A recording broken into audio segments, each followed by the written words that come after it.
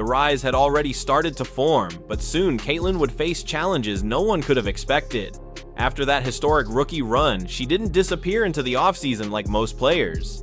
She came back different, stronger, sharper, and hungrier. Videos quickly spread online showing her in the weight room, bulking up in ways fans had never seen before. Her shoulders looked broader, her frame tougher, and commentators began saying that nobody was going to push her around anymore. This wasn't just a workout glow-up, it was a full transformation, a statement that she wasn't just going to survive the physicality of the WNBA, she was going to own it. And it wasn't only her body that changed, her game improved too. Reports from practice showed a player obsessed with efficiency, working on cleaner footwork, quicker releases, and smarter reads on defenses.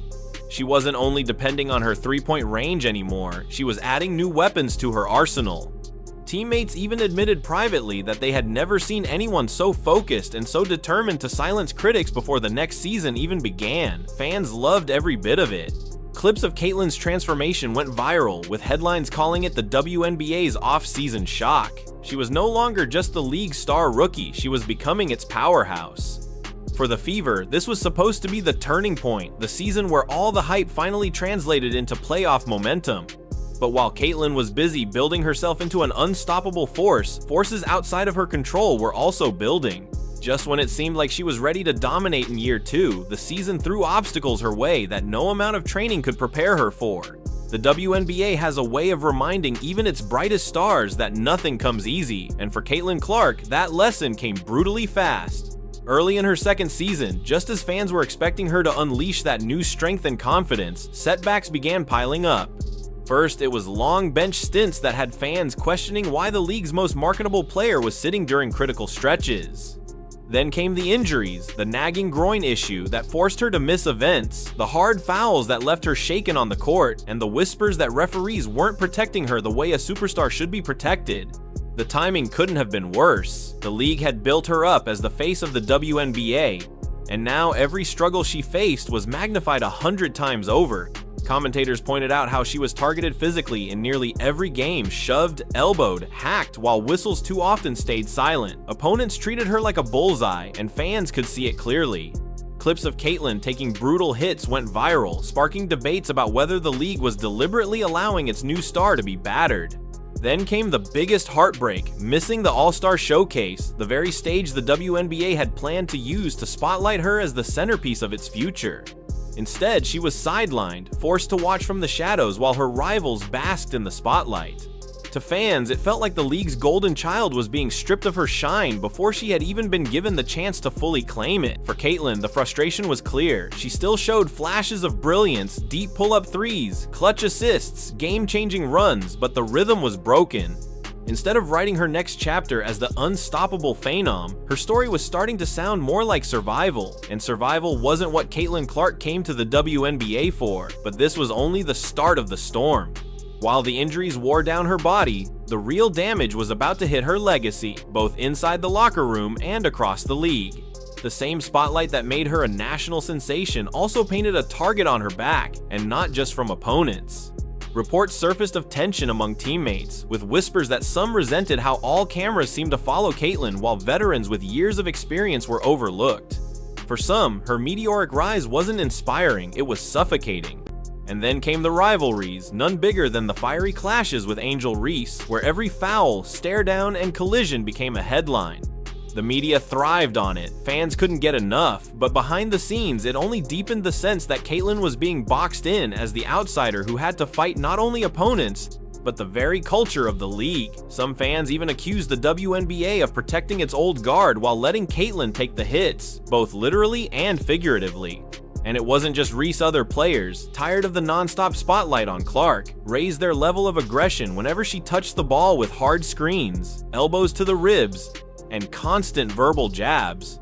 It all added fuel to the fire. And while Caitlyn kept her composure in public, insiders suggested the pressure was eating her alive behind the scenes. The drama hit a breaking point when officiating itself became a lightning rod. Fans blasted referees for letting too much slide, calling it targeting by negligence. Every missed whistle felt like another betrayal. Another sign that the league wasn't protecting the very player it was using to sell tickets and television deals. Suddenly, Caitlyn's journey no longer looked like the rise of a hero being crowned. It looked like the story of a star being tested, maybe even punished for being too big, too fast, too soon. And with emotions boiling inside the locker room, fans began asking a chilling question: if she wasn't truly welcome here, how long would she stay? But the answer might have already been hidden in a message she left behind, one that fans are now dissecting like a puzzle piece to her future. Then it happened. In the middle of all the chaos, Caitlin Clark shared a final message that set the entire basketball world on edge. Just 4 words, sent to Sophie Cunningham after her season-ending injury: "Love you always, Soph." On the surface, it seemed like a simple note of support, the kind of thing a teammate or friend might say, but fans didn't see it that way. To them, it carried a heavier meaning, almost like a farewell, a goodbye, or even a hint that Caitlin herself was ready to step away. And with the timing of it all, ignoring that possibility became impossible. Coming after weeks of injuries, rivalries, and mounting frustration, the message didn't feel like encouragement, it felt final. Social media exploded with speculation. Was Caitlin saying goodbye to a teammate, or was she hinting at her own farewell to the WNBA? Commentators called it cryptic, fans dissected every word, and insiders quietly admitted it sounded like more than just comfort. And here's the thing, Caitlin didn't clarify. No long post, no explanation, no press conference, just silence. And sometimes silence speaks louder than anything else.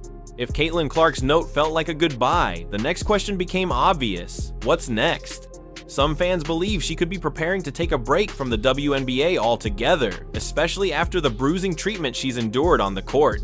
Others point to her growing presence outside the league. Caitlin has already hinted at bigger ambitions, talking with icons like David Letterman about roles in sports media, even joking about one day running a team as a general manager. And then there's her foundation, focused on education, nutrition, and sports access for kids, proving her vision already stretches far beyond the hardwood. That work is expanding quickly, and many believe it could become Caitlin's true legacy off the court, giving her a platform that stretches far beyond basketball.